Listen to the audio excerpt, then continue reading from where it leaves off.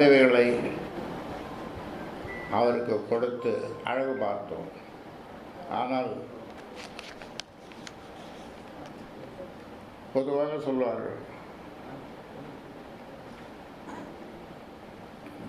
தீட்டிய மரத்திலே அடுத்தது என்ன? ஊர்பா. அந்த மாதிரி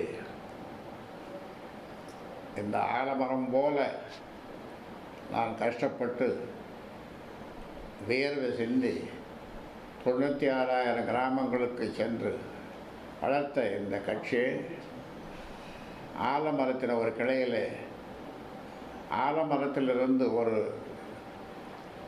கோடாரியை செய்து அந்த கிளையிலிருந்து அது நுனிக்கிளையில் உட்கார்ந்து வெட்ட ஆரம்பித்திருக்கிறார். அதனுடைய பலன் என்ன ஆகும்? கீழே விழுவதை தவிர வேறு எதுவும் இருக்க முடியாது. நான் நட்ட ஒரு பூந்தோட்டம், அதில் அந்த பூந்தோட்டத்தில் எல்லா விதமான மலர்களும் பூத்து குலுங்குகிற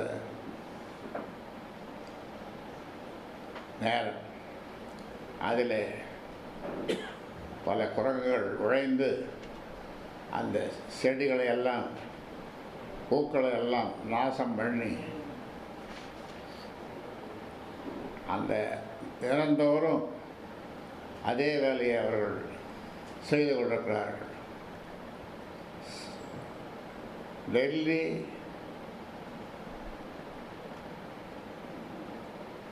நீதிமன்றம்,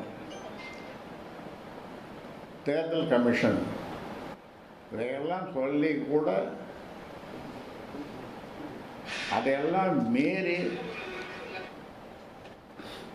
விருப்ப மனு வாங்கிறது, ஊர்வலம் போகிறது, கூட்டம் நடத்துவது, இப்படி இந்த மாதிரியான பொம்மாத்து வேலைகளை எல்லாம் பரிகசிக்கத்தக்க வேலையெல்லாம் செய்து வருவது தமிழக அரசியல் வரலாற்றில் நடந்திராத ஒரு புதுமை. இதற்கு முன்னால் இப்படியெல்லாம் நடந்ததில்லை. ஆனால் இப்படி அன்புமணி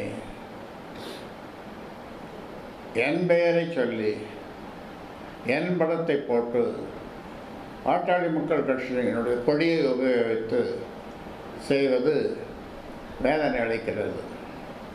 ஆக இதை நிறுத்தி கொள்ள வேண்டும் என்று இந்த நிர்வாகக் குழுவில் பேசியவர்கள் கருத்துக்களை சொன்னார்கள், வன்மையாக கண்டித்தார்கள்.